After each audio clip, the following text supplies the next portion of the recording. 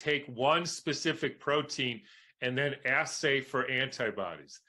That allows them to claim that those antibodies are specific against only that antigen or that toxin or that protein. But the reality is, if they put 10 different antigens, you would probably get an antibody reaction to all 10 of them, in which case, the antibodies would be indistinguishable. So that demonstrates that there is no antibody specificity. And in fact, I happen to know of, I don't remember the name of the journal, but it's a neurology journal that the editor has said that he will not accept any papers that are based on antibody specificity, because the whole thing is basically a fraud. Exactly. But this is like the allopathic model. And I mean, I'm an allopathic MD, is we treat symptoms. We literally have people censoring their body's own natural responses, and we're claiming those are the enemy. And then people take drugs to suppress all their warning lights going on. I mean, whether it's symptoms or whether it's a lab value or a marker that's just a response to something. Oh, crap, we got to make a drug to bring that number down. It's like the number's not the problem, right? It's the underlying cause. So this constant conflation of cause versus effect, it's rampant, not only in medicine, but in all of quote unquote science, where they just have effects and then people make up stories about them. And that's not science. And I think that's been, again, the broader picture goes to that, not just with virology. It's a bigger issue that goes back a long time. But people also tell me, well, if viruses don't exist, like, why do antivirals work? Like, people think that because there's a medicine that works, that validates the idea of a virus. So maybe you can go into a bit, like, why would you say that antivirals work? I mean, it doesn't prove that there's a virus, but define work. Yeah, well, I mean, really, again, symptoms going away, maybe. Exactly. Yeah. So again, it's just no different than somebody with a shoulder injury and an orthopedic doctor giving them an injection of corticosteroid and their pain goes away. They didn't fix the injury, but they feel better. It worked, right? Like, so again, people confuse effects with the story underneath. So they go, oh, well, that did that, therefore that's affirming the consequent logical fallacy every time. And I know I'm a broken record on that, but this is a big deal. Like, I knew this going into med school, so I saw it everywhere. I mean, I was going crazy half the time in med school, want to pull my hair out because I saw the fallacies, not with the virus stuff, sadly, but I mean, with a lot of the other stuff. But just because something works to achieve a desired effect, it may be an arbitrary effect. Maybe, somebody decided we want to suppress symptoms, therefore that's what we define it working. So then they, you know what I mean? Like, again, it's like giving a vaccine and people say, well, it works. How do you know? Well, they got an antibody response. So you define it working by an arbitrary rise in antibodies, and right, it just means you poison somebody, right? I can beat you with a bat and get your antibodies to go up, right? Like, so, and I know I'm being like, it sounds silly, but it's, we could give a lot of examples of that, but that's what I would say about quote unquote antivirals. If you look at their mechanism of action, you're basically probably suppressing symptoms in some way. I mean, kind of like how a lot of antibiotics work. I think it's just because you killed bacteria, when antibiotics can damage the body's natural response to healing. They can impair white blood cell function and all these things that are going on. It's not, people think these drugs are hyper specific and they go, well, it's called an antiviral, so it must be true, right? Like, they think that it's in the language. And that's where the doublespeak comes in. And people just, it's like virus isolation. Oh, they said they isolated it, so it must be real. And people don't think any further than that, instead of going, wait, how do I know that?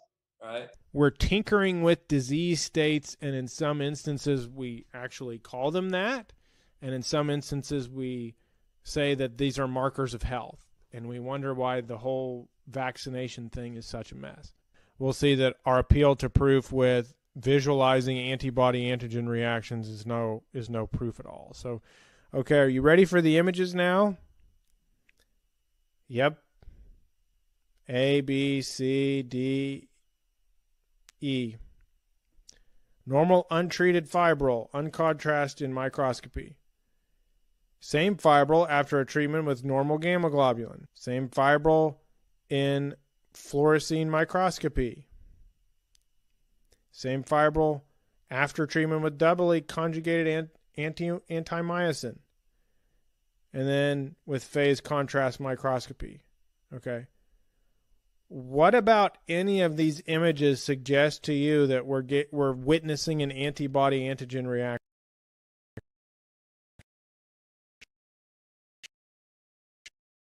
Looking at these, how can you make, off of these black and white slides, how can you make the assertion that you're seeing this reactivity?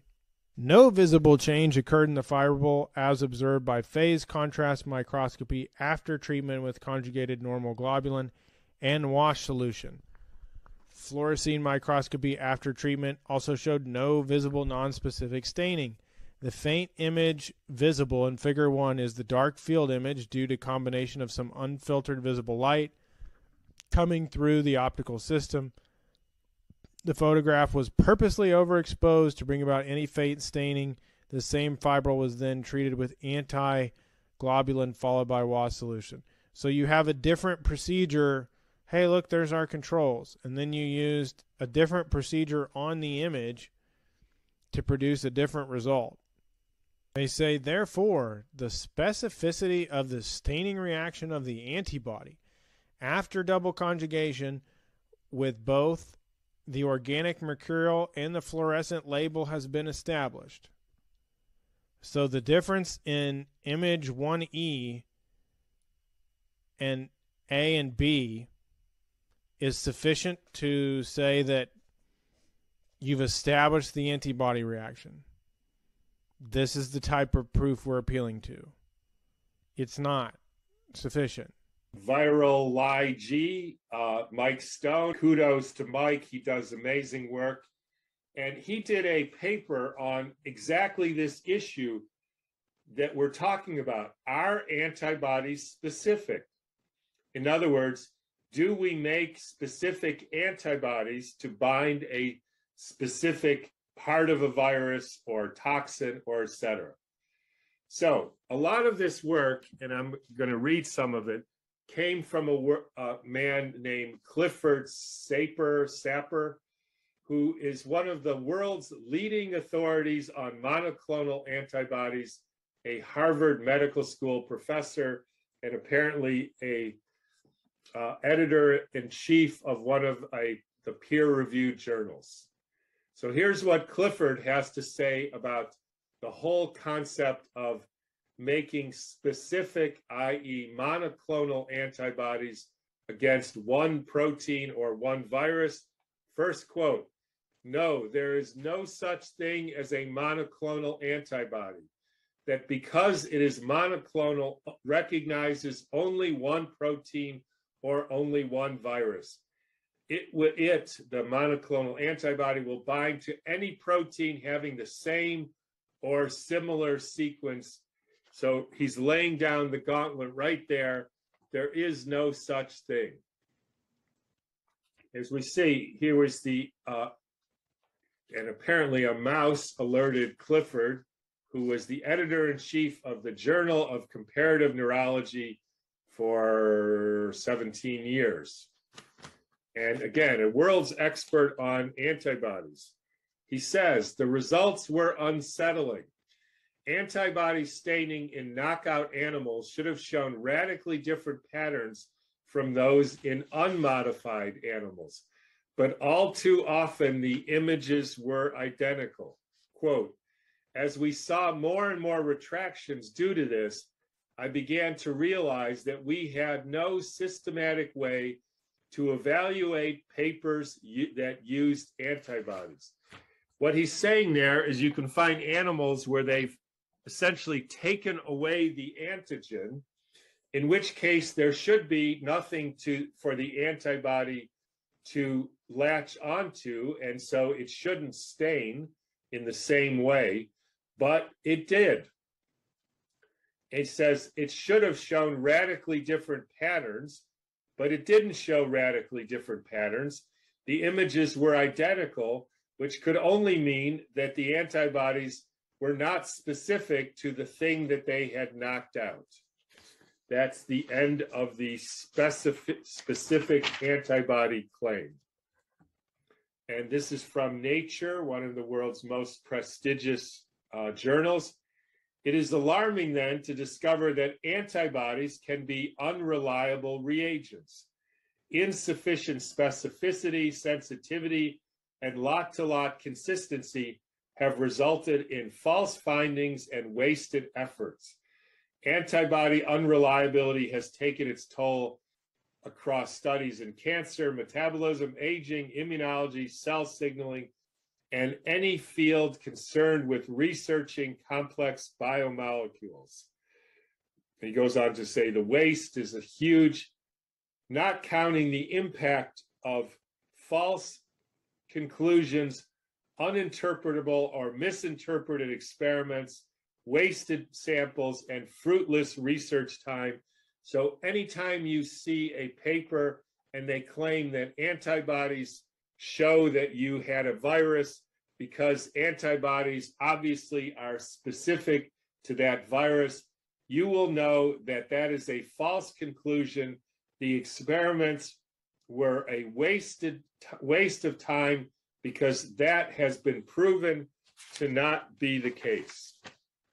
The journal, his journal, has repeatedly over the last few years received distress communications from authors who had to withdraw papers because an antibody against a novel marker was found to stain tissue in knockout animals who lacked the target protein.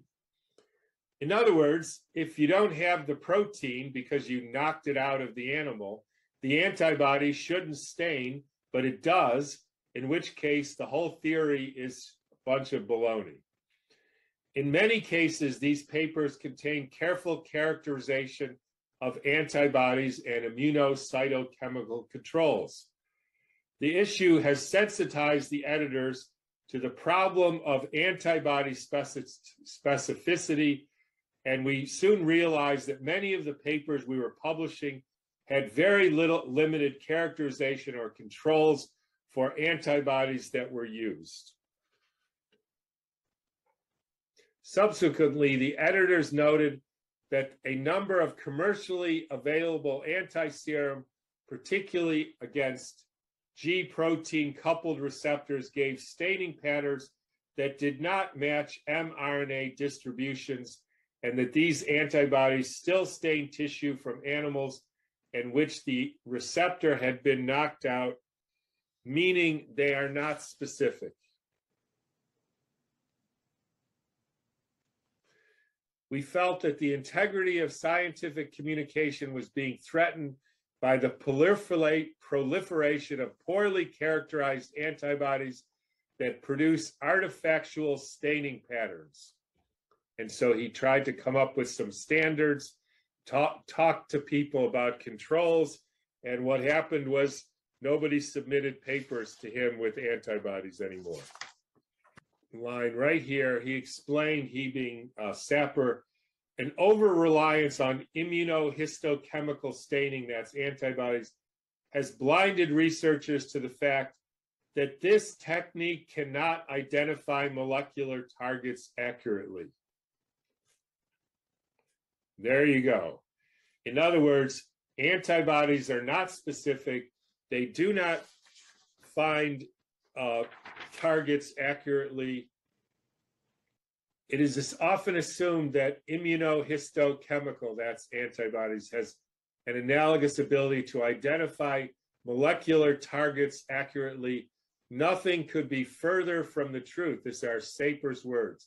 In fact, this IHC, immunohistochemical methods, remain as primitive in terms of both sensitivity and specificity as they were in the days when DNA sequencing was done by hand using sequences gel. The fundamental principle on which antibody localization is based has not improved at all in 2 decades. If anything, it's a slipperier slope than ever. And I can go on, and I hope everybody reads Mike's paper on antibodies.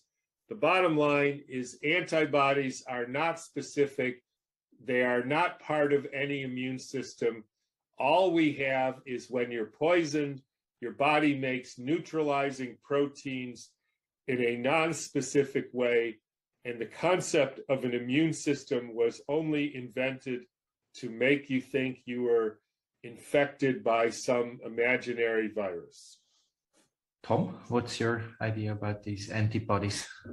Yeah, so let me bring this down to maybe a clinical level, because I have a certain experience. I was a family doctor for 37 years.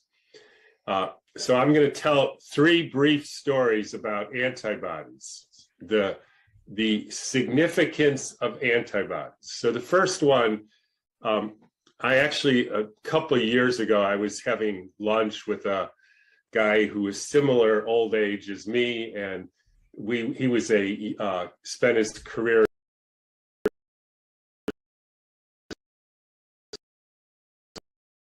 at lunch. What do you remember about immunology from medical school? And he said, well, not much. And I said, the only thing I remember was they told us if you have antibodies, that means you're immune to the virus, right? That's the whole point. If you have antibodies in your blood, that means you're immune to the virus. So if you have antibodies to measles, that means you're immune for life for measles. Antibodies to chickenpox, you're immune for life to chickenpox. And then I still remember, so that's the only thing I remember learning about immunology in medical school. 1984, I graduate, I was walking down the street, I see Robert Gallo on the television announcing that he discovered the cause of AIDS. It was HIV. How did he know? Well, he found antibodies to some of the people with AIDS to this virus called HIV. And I looked at my friend and said, hey, wait a minute, who changed the rules? I spent 4 years learning that if you have antibodies, you were immune. And this guy, with no explanation at all, says, oh, we have antibodies. That means the virus is going to kill you. And I thought, what in the heck? And no explanation. And so everybody just accepted it. Well, he has antibodies. That means you have a horrible virus. So that was the first one. The next one, and this is an example of how the irony of all this is the medical profession and medical doctors actually don't believe their own science, or at least what they say is their own science. So I had a child came to me maybe 5 years ago, and the child had some sort of autoimmune disease. I don't remember which one. And they didn't want them vaccinated. They'd never been vaccinated. So comes to me and says, can I write an exemption to get them from being vaccinated, which I couldn't do because the child had a pediatrician and the pediatrician refused to write the medical exemption. So the mother asked me if I could test for antibodies to measles and mumps and chickenpox and all the other vaccinatable diseases, right? So I did. I wrote a slip. They did antibodies. And the child never had any of those diseases. Never had mumps, never had measles, never had chickenpox. I write antibody tests, and to my shock, they all came back positive. In other words, supposedly the child is immune because she has antibodies to all these different viral diseases. And it's actually, I'm sure, because she had autoimmune disease, so she was making a lot of antibodies. And so we documented that she was, quote, immune to measles. So she goes back to the pediatrician and says, well, now can you write a letter saying she doesn't have to get a measles shot, right?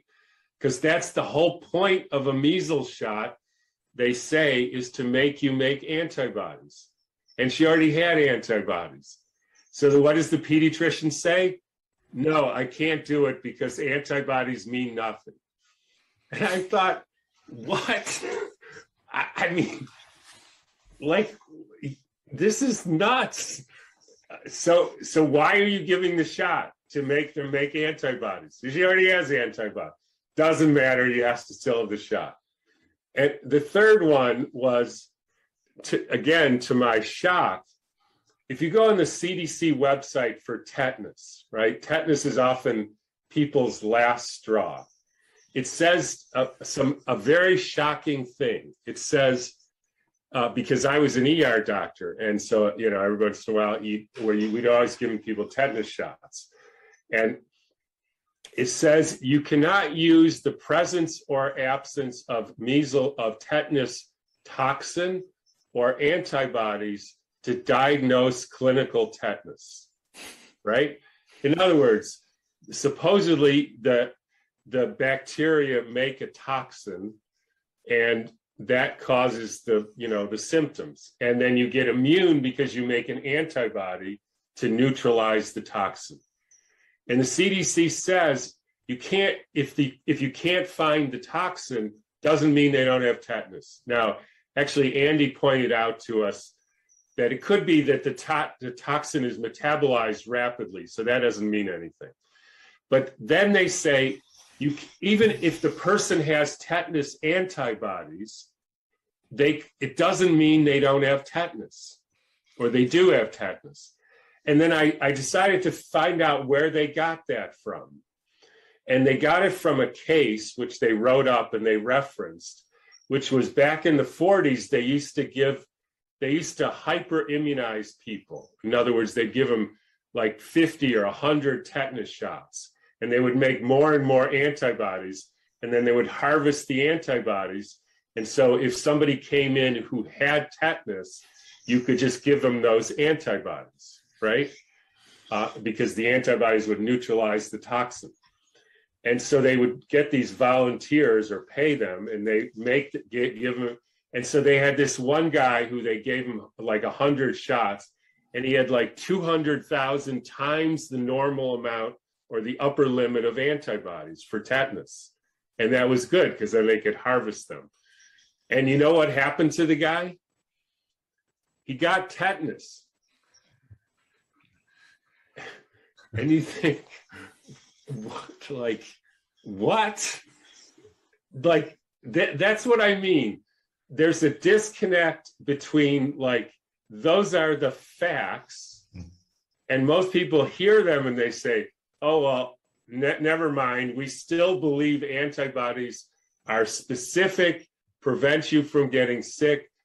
And I'll just finish with the quote that I put in my book from the head of infectious disease at Wake Forest.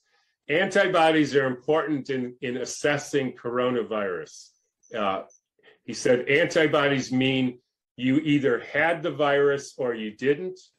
You were either sick or you weren't sick, and you're either immune or you're not immune. Which all I can say is, would you buy a used car from such a person? No. I mean, that's like nonsense.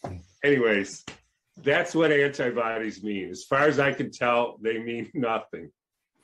So do you know what they're looking at here? What is this that they're staining that they say is the expression of the spike protein in the deltoid muscle?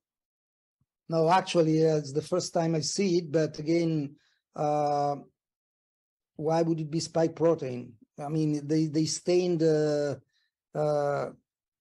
What did they stain, by the way? I mean, is this before the injection? Yeah, I'm not sure. Yeah. Not to mention that, I mean, whatever is brown there, it's got completely different conformation. So how is this spike protein forms into little balls, mid balls, big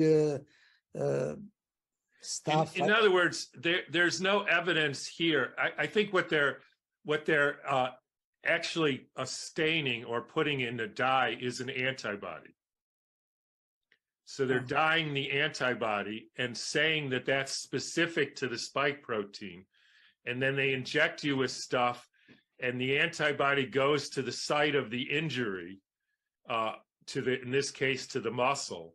And they say the antibody, it's all dependent on the antibody being specific to a spike protein, whereas as we just heard from you, and as we know, there is no specificity.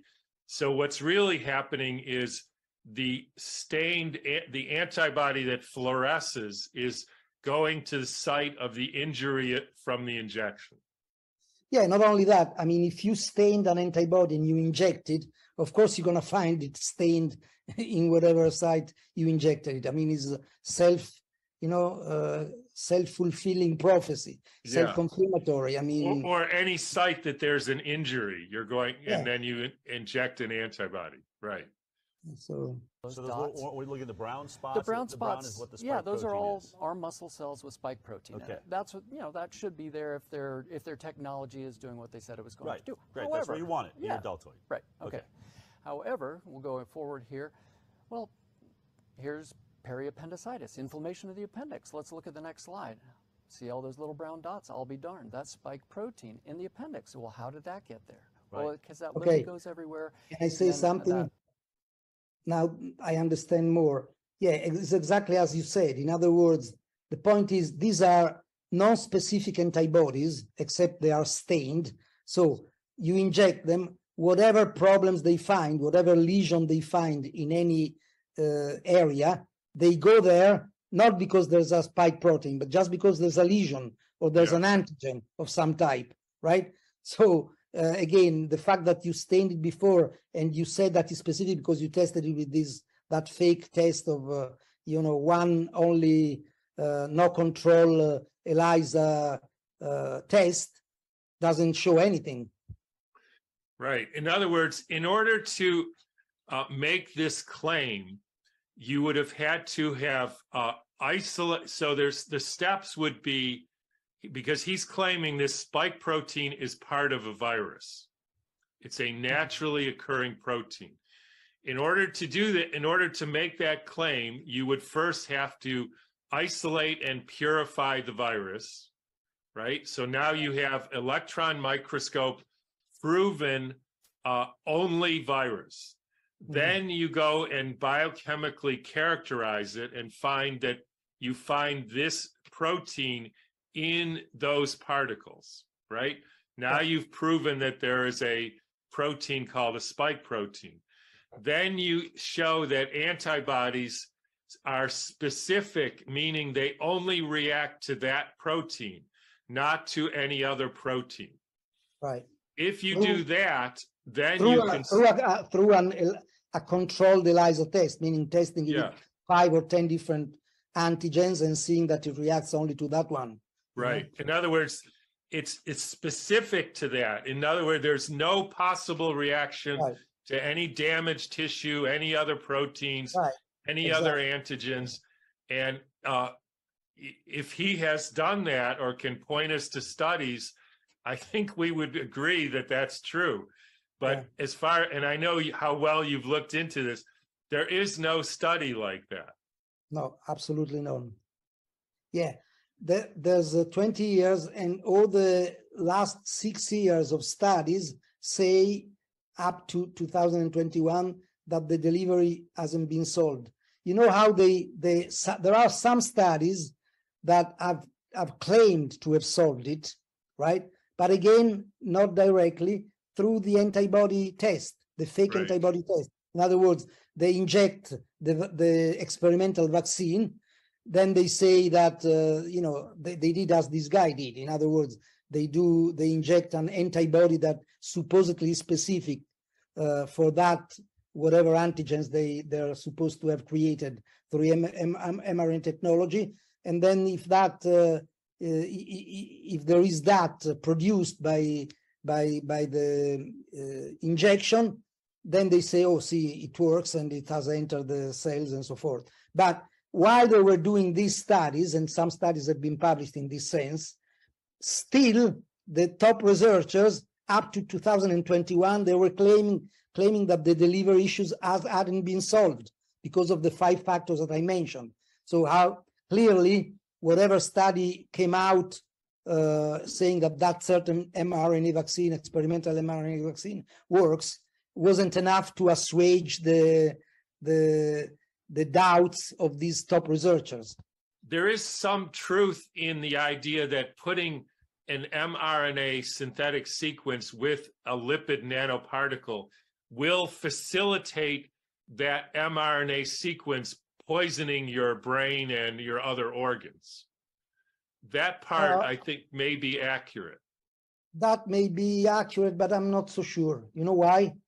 Because although that's probably true in theory, in practice, there's that fifth element, meaning that whatever you inject is rapidly degraded by the immune system with all these instruments, meaning the enzymes and inflammatory cytokines and so forth, and is exploded and degraded. The particles that compose the vaccine are still there, but they're disgregated and exploded all over the body. So Right. I don't even think now some of those particles will go into the brain, no doubt. In fact, even in the Japanese study, it has been found, have been found also in the brain, some of these particles, because they're small, so they easily cross the blood-brain barrier, right? And also being lipidic, they're absorbed even better.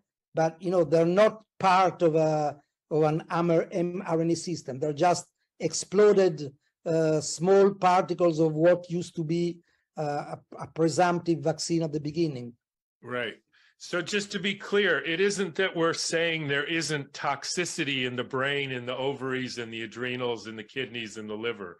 Not at all. It's just not from this imaginary natural spike protein from a virus, nor is there any evidence that the mRNA is getting into the cell and producing spike protein that lasts forever and ever in our bodies. Right. That's the part we're objecting to. Yeah, and if I can add something to what you said before, because of course this is something that has been said to me too, meaning, what do you care if it's spike protein or something else, as long as we all agree that it's toxic? No, it's very relevant for one thing, because I'm saying it's just toxic to whoever receives it. Are toxins that are exploded in your body, and you vaccinated person are damaged by it. With the spike protein, I've heard amazing stories of people infecting other people, transmitting the spike protein to somebody else. In fact, I've heard a recent interview from a guy from Italy, a doctor from Italy, who pushes this thing of the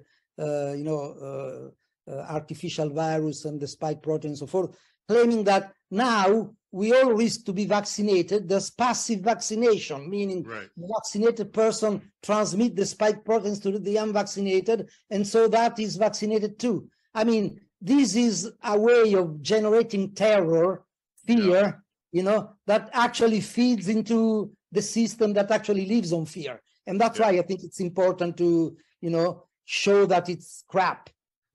Right.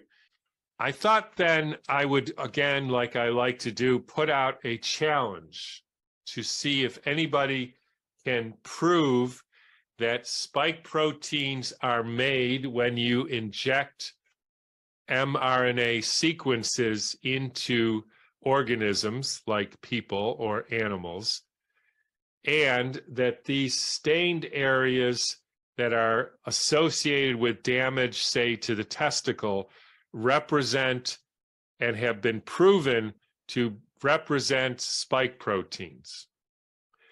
So here is how I would do that. When I take a sequence of nucleotides that allegedly codes for a protein, when I inject that sequence into an animal or a person, I get the increased or the production of a protein that is made from that sequence. So the first problem with that is, in order to say that it's the sequence itself and only the sequence that is resulting in the increase of this protein, I would say erroneously called an antibody. But let's just say, in other words, what we know is that if you inject somebody with a substance, then you see an increase in the proteins in the blood.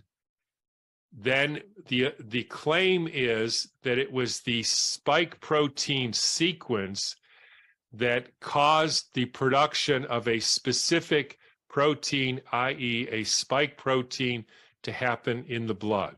The way to do that, obviously, would be to inject pure mRNA sequence of the spike protein and see if you got a pure protein that you analyze directly in the blood. That is how you would prove that. Let me say that again. You would take only the mRNA sequence that you allege is for this protein, inject that alone, not mixed with anything else, and then assay directly in the blood for the protein that corresponds to that sequence. Now, the problem is that has never been done. The proponents of this theory that the mRNA is causing the production of the spike protein would say, well, Tom, that's ridiculous, because if you inject pure mRNA into somebody, it gets degraded basically immediately or quickly. It will never get into the cell. And so that is no way could that possibly result in the production of that protein. And I would agree with that. That means, I would say by definition, that you cannot prove your claim, because unless you have isolated the mRNA sequence, how do you know that it's the mRNA sequence and not something else in that injection that is resulting in the production of proteins?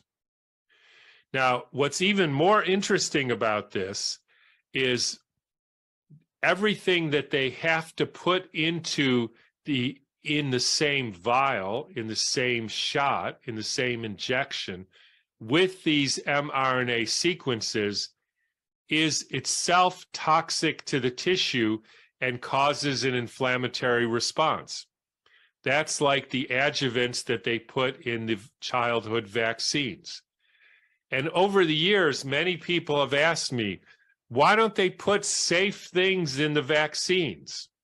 Why don't they put broccoli or vitamin C or God knows what, saline into the vaccines along with the antigen, the immunogenic part, in this case, along with the mRNA sequence? Why can't we make safe vaccines?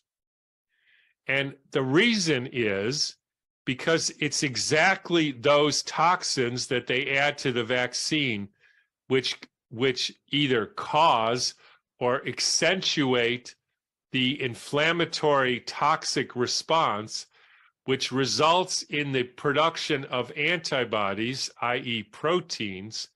And so if you put things that were safe in there, you wouldn't get the production of proteins. Therefore, you would say the, quote, injection, the vaccine didn't work. That's why there is no possibility of making a, quote, safe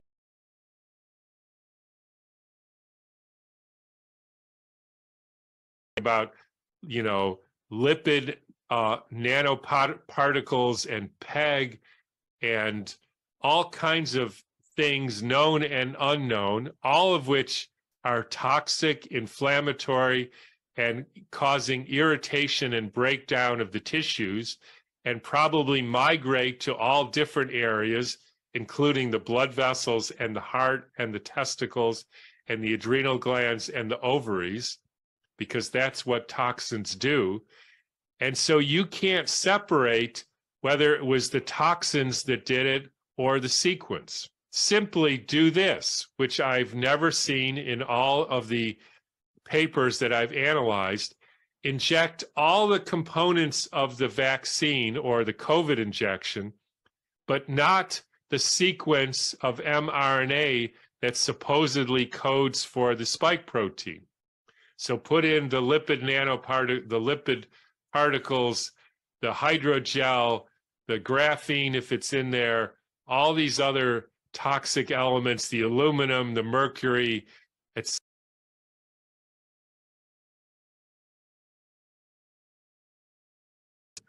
The fetal bovine serum remnants, put all that in and don't put the mRNA sequence, inject that in, and then do the same antibody assay in the testes and in the myocardium and see if that lights up. And shockingly, nobody has done that study, which would be the obvious and scientific way to show that it's not any of those things besides the mRNA. If you obviously can't make the mRNA sequence do anything, which they can't, and they have to mix it with toxins, which they always do, in the same with the childhood vaccines, same with the COVID shots, let's do all the components except the antigen part, except the sequence part, and see what happens. And the only time that I know that that was even attempted was one small study by, I believe it was Merck, with the HPV vaccine, where they showed that 3 or 7% of the people who received, the women who received the HPV vaccine, developed auto-antibodies, in other words, antibodies. And then they actually did this kind of control that I'm talking about. They did the entire stuff that was in the vaccine without the HPV component, and lo and behold, they got the exact same number of people developing autoantibodies, which means that it had nothing to do with the antigen of the HPV. It had everything to do with the components of the vaccine and the cell cultures and all the other toxins that they add. So until I see that study, there is no evidence that it's the mRNA that's turning into protein that's causing the damage or that's even staining. How do we know it's not just damaged tissue that is staining? The answer is until they do that control, we don't know. And again, if you don't inject the toxins, then no, quote, antibodies or proteins are made. That tells you that it's likely these other stuff in the vaccines, not to say that injecting mRNA is good for you. It's probably not, and that may be some component, but that doesn't prove that it's the source of the staining. The other thing that would demonstrate that this is a specific mRNA sequence that is turning into a specific protein in the blood, in the cells, that then is causing the damage, is why don't in any of these studies, in all the ones that I read, I've never once seen this. I don't think Mike has ever seen this, and Stefano categorically said he's never once seen this. Why don't they do a control by doing the exact same components of these COVID shots or any childhood vaccine, and instead of the mRNA sequence for the spike protein, switch it to a different mRNA sequence? So now we have not only the toxic components of the vaccine, we also have a toxic mRNA sequence, but this time not one that allegedly codes for the spike protein. So you inject all the components of the injection, all the formaldehyde and lipid stuff and hydrogels and graphene, whatever else is in there, and a completely different mRNA sequence, and then do your same antibody studies in the testes, in the myocardium, and see if it lights up. Because if it does, then obviously this sequence was not specific for anything that's causing the tissue to light up. Therefore, it's not because of the sequence turning into a protein that's lighting up. It's because you've simply poisoned the person. And then finally, and again, we all know that the point of science, if you're a true scientist, is to prove yourself wrong. So I'm describing the ways that you would prove to yourself that we're not dealing with a specific mRNA sequence turning into a spiked protein which is bound specifically like an antibody. What I'm saying is you haven't demonstrated that. The first way is inject it without any sequence. The second way is to change the sequence. And the third way is to do all the components of the injection, the spike protein sequence, and then use a different antibody, an antibody which allegedly doesn't bind with the spike protein, but would still light up if some other non-specific injury is happening in the testes or in the myocardium. Those three are obvious studies that should be done. And as far as I could tell, in none of these studies, and none of Burkhardt's references that he claims found this spike protein, none of them did any of those three. Certainly none of them did all three, because they didn't do any of them. And so we're left with no information, no way to prove the claim that that sequence is the cause of making spike proteins. All we know is that when you inject somebody with non-specific toxins, including non-specific sequences of nucleotides, you get proteins made by the body which bind to some of the proteins made by that inflammatory response, and they light up in different areas of the body, and those areas of the body are not functioning well. They're sick because of this inflammatory response. And that is all you can say. And until anybody does real science and does those three studies that I mentioned, you cannot say that there is even a spike protein and that the mRNA sequence is coding for the spike protein. So just to reiterate, the three studies that would need to be done, which are never done: one, do the injections without the sequence of mRNA. Number two, change the sequence of mRNA and see if you get the same damage and the same antibody binding. And number three, change the antibody to one that's supposedly not specific to the spike protein and see if you get the same lighting up of the tissue, because until you do that, you have no way to say that there is anything called a spike protein made by that mRNA, or that the spike protein is the source of the damage.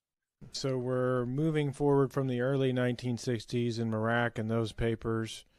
So we have clearly defined parameters on what the size of these things are supposed to be. So you turn on your electron microscope and you should be able to see them consistently within certain sizes, right? So you're taking the horse spleen material, which we've seen horse serum to have some toxic side effects in previous lectures. You're combining it with ferritin, which means it's going to stain. Recall in the previous papers, oh, look, the darkened staining is indicative of antigen-antibody reactions. Well, you're using iron, which is going to cause staining in and of itself. The animals were bled weekly over a period of several months, and the sera pooled.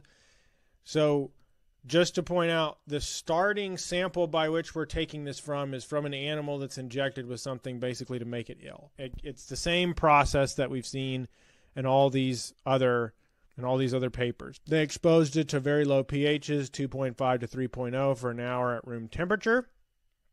The supernatant fraction containing the dissociated antibody was adjusted to neutral, dialyzed with ammonium acetate. Protein content was more than 95% precipitatable with antigen, and is thus considered to be 95% pure antibody. So once again, the appeal to proof for the antibody is it forms a precipitate. That's it. Even though we've already seen in other literature, well, there's sometimes it doesn't form precipitate. There's stuff left over and yada, yada, yada. Normal rabbit gamma globulin was repaired from normal rabbit serum with ammonium sulfate at 33% saturation. Precipitate was dissolved in ammonium acetate, dialyzed against the same buffer to remove remaining ammonium sulfate. So there's still problems with how we isolated the gamma globulin, and we're comparing these two. But we know that the rabbits being immunized with ferritin, there's going to be staining as a result of this iron injection, just like we talked about with hemosiderin. that wouldn't be present in the normal rabbits. So just because we have a darkened reaction here isn't indicative of some sort of antibody per se. Negative staining was done using sodium potassium phosphotungstate at 4% concentration. Drop stain was placed on the mounted specimen. Grids are ready for examination. Okay, so they're talking about these different plates in the images we're about to see. They say, so you're mixing antigens to antibodies at a ratio, antibody to antigen in a ratio of 3:1, ratio of 1:1, a ratio of 12:1. It is important to emphasize that the most usual structures seen in our negatively stained preparations were masses of complex in which the antibodies were not evident. This caused considerable concern since ferritin molecules were repeatedly and easily visualized. It became apparent that although the antibody portion of the complex was occasionally visualized, its interaction with the negative stain was quite different from that of ferritin. Varying the pH of the phosphotungate solutions failed to improve the results. Before we even look at these images, the authors of the paper themselves are willing to acknowledge, yeah, a lot of the time we don't even see these antigen-antibody complexes. But we can always see the iron molecules. The staining stuff is doing its job, but we can't always visualize these antibody-antigen reactions. If it's not a consistent result, and you have all these different potential sources of error and contamination and all this kind of stuff, how are you still able to ascribe these relationships and make statements like this is most easily explained by the anti-antibody theory of antigen-antibody complex formation, when right here in your results you're saying, yeah, we couldn't always see these complexes form. And so here's the images we look at. Antibody-antigen reactions. Wow. So you see some circular shapes, much lower resolution than the other things we've seen. Could these be exosomes, quote-unquote exosomes? Could these be staining artifacts, which we haven't covered? Could these be, quote-unquote, viruses? I mean, we're supposed to be visualizing antibody-antigen complexes here. There is no virus in this experiment, and yet we see these same spherical shapes that they attributed to what? Influenza-type virus in one of our other papers, right? And so you have these darkened areas of staining. You can still see sort of circular blobs here. This is the evidence we're appealing to when it comes to electron microscopes. So now you have a preparation shadowed with negative staining, okay? Iron cores of ferritin molecules can be seen in areas of complex protected from the shadowing material. Very similar images to what we've seen in previous electron micrograph studies with the gold coating, right? This illustration is comparable to plate 2, an antibody-antigen ratio of 1:1.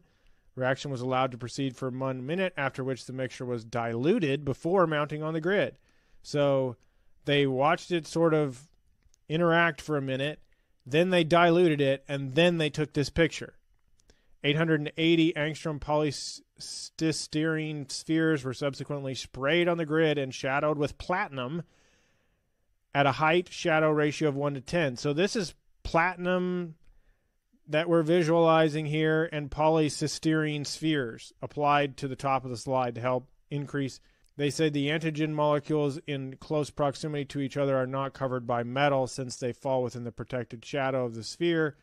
What part of this is supposed to be the antigen and what part of this is supposed to be the antibody? Plate represents 5 successive additions of antibody to the same antigen sample. The antibody complex was made exactly as in plate 5. The section, arrow A, of the plate closely resembles the close orientation of ferritin molecules seen in plate 5. 3 further additions of antibody only were made to already formed complex at intervals of 10 minutes. Section B of this is presumed to show the effect of these additions. So they don't know. We're assuming this is the effect of these additions. It is apparent that few or no ferritin cores are visible in this section. It appears that this is a 5-fold increase of antibody over antigen. When they point to this arrow A, it closely resembles the orientation of ferritin molecules seen in plate 5. This is plate 5. So we're saying the large spheroid shapes, that's a ferritin molecule. theoretically. I mean, it should be the most easily visualized because of its staining and because it's a negative staining procedure. Now the darker sections are lighter and the lighter sections are darker. So are these little dots supposed to be the antigen-antibody complexes? This right here, this little accumulation? Normal rabbit gamma globulin mixed with ferritin at a ratio of 5:1, prepared in shadows as in plates 5 and 6. This serves as a control illustration. It is clear that no demonstrable large aggregates are discernible in any field on this grid. So now we have a clear picture. This stuff, this little clumped up stuff, here and here, are supposed to be antigen-antibody reactions because this is our ferritin molecule. We see all these little dots, okay? We see all these little dots on here, and they're saying there's not the large aggregates, so this is our control. However, how did the original sample come to be in the first place? You took a rabbit and you injected it with ferritin. You injected it with those iron samples and the horse serum. That doesn't have to be a response from antibodies whatsoever. And just seeing these aggregates in a sample from a negative stain reaction from an unhealthy animal that was re-injected over and over and over again, like how many different variables of blood viscosity? We don't have that. We don't have individual particles removed. You're just exposing them to sera. Another control under similar conditions where anti-ferritin antibodies were studied in a similar manner without the antigen ferritin. How do we know this isn't just iron interacting with iron forming aggregates in this way? Control ferritin as antigen alone. There were no large aggregates of particles, although small aggregates are noted. The ratio of antibody to antigen is increased in the reaction mixture. The anti-antibody concentration increases. Now as the initial complex of antibody and antigen is formed, anti-antibodies being present in greater numbers more successfully attach to the antibody portion of the complex before they begin to aggregate. Thus, when the aggregation is completed, the antigen molecules are separated by greater distance due to the presence of the anti-antibody. Only the anti-antibodies continue to attack the complex, thus building an envelope of anti-antibodies around the initially formed complex. The antibodies against the antigen have no available sites at this stage and remain unreacted in the mixture. Notice how supposedly Linus Pauling proved the lock and key mechanism, and that the antigen-antibody reactions take place not based on a chemical reaction, but in terms of a shape, in terms of the shapes of the molecules fitting like a lock and key. But now we have very clear terminology referring to this basically as a chemical reaction. You have a certain number of reactants in the solution, and the residual that's left over unreacted in the solution. We keep going back and forth on our story here. Do we think that these are legitimate experiments that literally this picture right here is showing you a picture of antibodies, or even an antibody antigen complex based on this level of evidence, based on the pre-treatment that's going on, based on the fact that there's only these specific interactions that we're able to utilize? Briefly returning to this paper for a moment, here's some images at 80,000, okay? Remember we were talking about 1961 dark staining, 80,000X, you see this dark staining. 80,000X, you see this dark staining, right? And this dark staining is supposed to be indicative of antigen-antibody complexes, okay? Dark staining, antigen-antibody complexes. But in 1966, at 160,000, so 2 times more magnification, we're supposed to see complexes like this. Do you see anything half the size of the picture that we just looked at in here, in these complexes, these aggregations? Or does it just look like the structures themselves have been painted darker? Do you see any observable structures like that? So is there consistency in these images across time when controlling for other factors?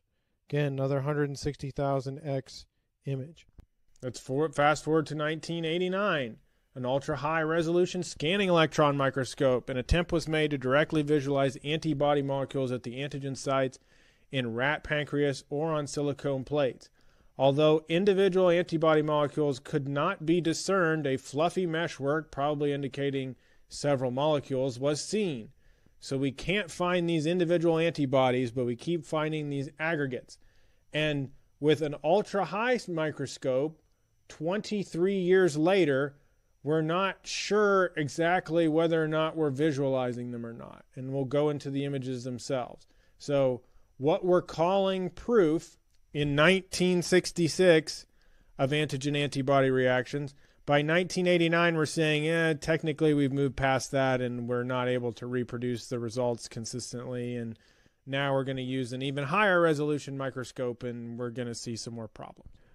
However, no information can be obtained about the negative reaction in narrow interspaces between gold particles. So we don't know what sorts of interactions are happening between the gold particles that could be influencing the process we're absorbing. Whether or not the antigen is actually present. Labeled antibody did not reach the determinant of the antigen because of this steric hydrants caused by the large antibody molecules. Or it could not react with the antigen because of the low titer of the antibody, or the label was disconnected from the labeled body for some reason, or only the unlabeled antibody reacted with the antigen. Whatever the reason, it is necessary to confirm that the antibody, whether it is labeled or unlabeled, surely reacted with the antigen. So here we are in 1989, and we're still kind of scratching our heads about some of these processes, and this experiment is supposed to help with that process. So going back to the 1960s and the images we looked at, we've tried to, in 1989, we've tried to do confirmatory research on those types of papers, and we've been unsuccessful. The study was undertaken to observe the antibody molecules either in the antigen-antibody reaction sites, on ultrasound sections, or in the complex with protein A colloidal gold by use of ultra-high resolution scanning electron microscopy. Let's look at the images here. So this is the electron microscope image. This is at 750 nanometers, the size of this image enhanced 40,000 times. The neighboring image, the image next to it, is a little less than, it's at 100,000, and this is 300 nanometers. So in other words, the picture here, this entire picture covers a 300 nanometer span, and this picture here covers a 750 nanometer span. So this one is zoomed in more than this one, right? Let's look at the descriptions here. Rat pancreas embedded in low acryl K4M resin was treated with rabbit anti-rat pancreatic amylase IgG and observed without any shadowing or negative staining. The zymogen granule was seen as an elevated disc with a slight depression as its center. So that's these things they're talking about. Elevated disc, slight depression at its center. The reasoning for that is because it's slightly darker here than it is on the edges. The aggregation of tiny dots and the meshwork of fine threads are recognized, indicating the site of the deposited antibody. Let's look at the picture. They said tiny dots and fine threads. Looking at this, does it not appear that this is just maybe a lower resolution image or has some artifact associated with it?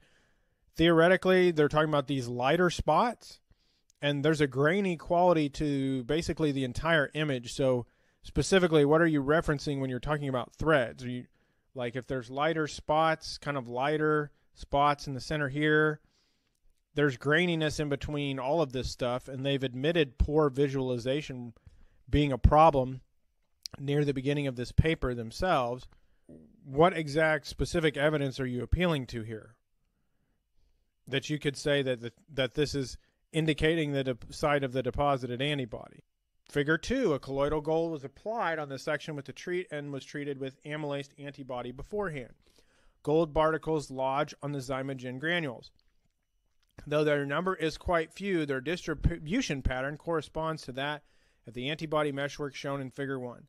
So from Figure 1, this grainy sort of picture, the light spots are supposed to be indicative of antibody, and now you have gold applied to it, and because he says they're scattered in similar ways, the gold must be surrounding the antibodies. The gold must be applied to the antibodies, and so that's what we're visualizing.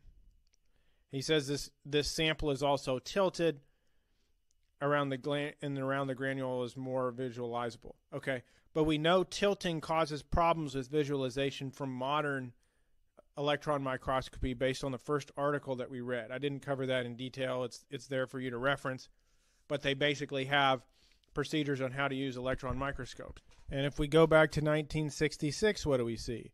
This rough aggregation of materials in this abnormal shape with ragged edges, et cetera, et cetera. This is supposed to be representative of antigen-antibody complexes. And what you see here is supposed to be ferritin, so a metal molecule like gold that accumulates in this perfect circle. So based on 1966 evidence, these little dots would be more likely to be representative of the gold particles independent of any interactions with antibodies, because the ferritin here, which is creating these specular highlights, is basically this image is being reflected off of the metal that helps make it more easily visualizable.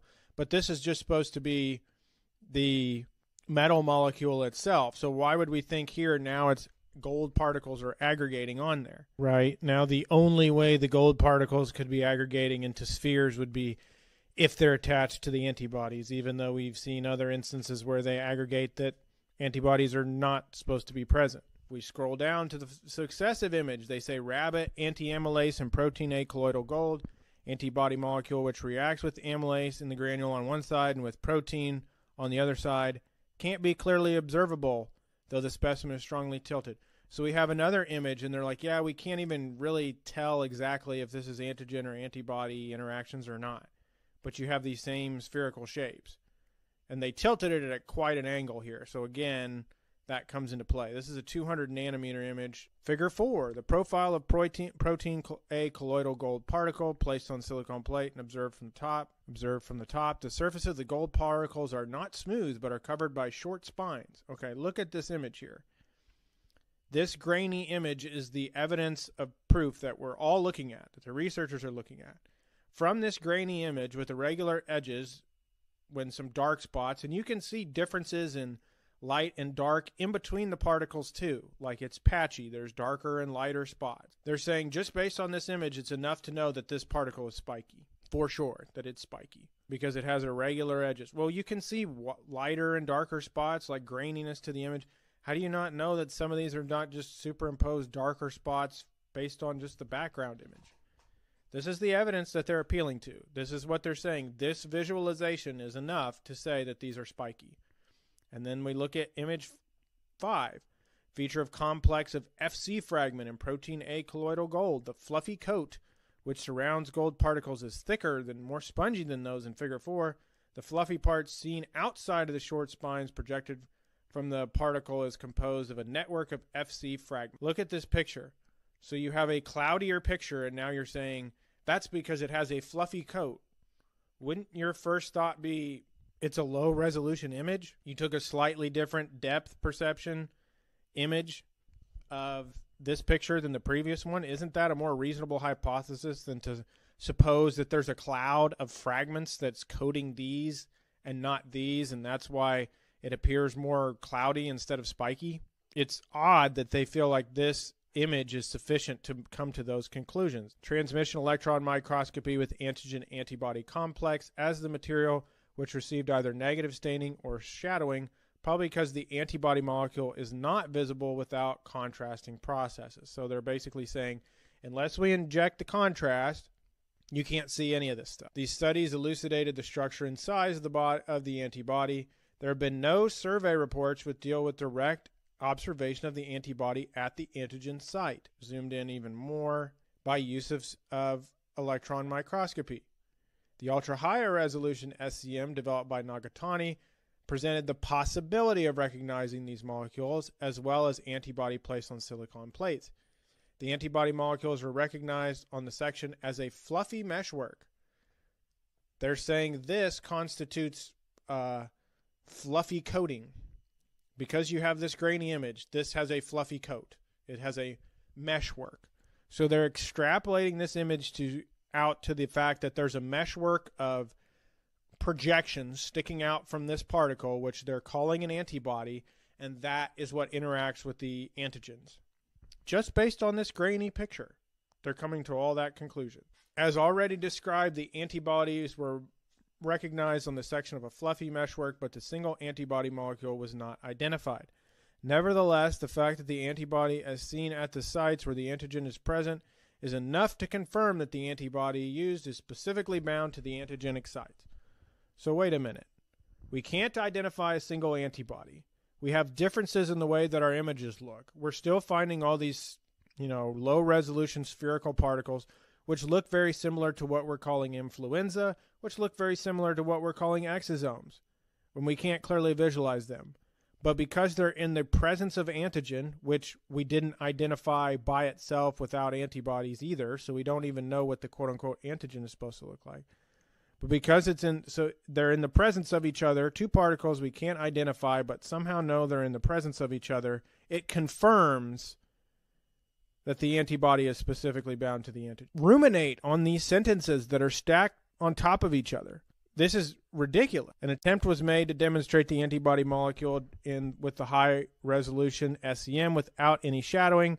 There's so many artifacts that could be generated with this. Again, we haven't even covered staining yet, but we're appealing to this as proof. The acolloidal gold complex was employed as in a former study. And so now we see these particles and they say, look, antibody and protein A colloidal gold. So they're saying that here's another interaction of antibodies. Gold particles are surrounded by short, thick spines. That's the long arrows that they're appealing to. Okay, they're short, thick spines, they say. A fluffy network of thread-like or filamentous structures and by aggregated globular structures. So where the little pointy arrows are, they're saying these are short, thick spines. This is just a fluffy image. Would you describe these as spines? They look like, cotton ball projection. There's multiple potential sources of error with the image. You can see darker, lighter imaging in the background. If you focused it in a little bit further or focused it back a little bit further, who knows how the resolution would change. And you're confident in saying this image constitutes spines projecting off of the antibody that will interlock with antigens to neutralize them. When you look at this, they're saying that that's what this is. On the other hand, fragments are not clearly distinguished from the protein A, which covers gold particles because these two react with each other. So we know that the things that we're observing have some sort of chemical reaction with each other. So we can't clearly distinguish them, yet we're willing to establish these sort of relationships. Demarcation between the FC fragment and protein A. Though the material was not fully suitable, the results of the study are encouraging in regard to observing antibody molecules directly with ultra-high resolution SEM. This is what you should have started with in your paper. The material was not fully suitable. Therefore, you need to take any conclusions from this with a massive grain of salt. That, okay, we're doing some preliminary work, but obviously we're going to need to use a technology other than electron microscopy in order to come to the conclusions we need to come to about antibodies.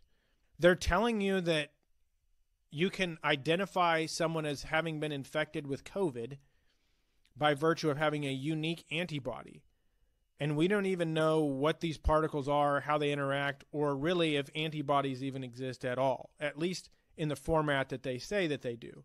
We haven't isolated the original viral agent, and we don't even know how to isolate antibodies from infectious agents because all the research done on them, preliminary for decades, is not only contradictory but involves injecting animals with toxic substances and filtering out their serums.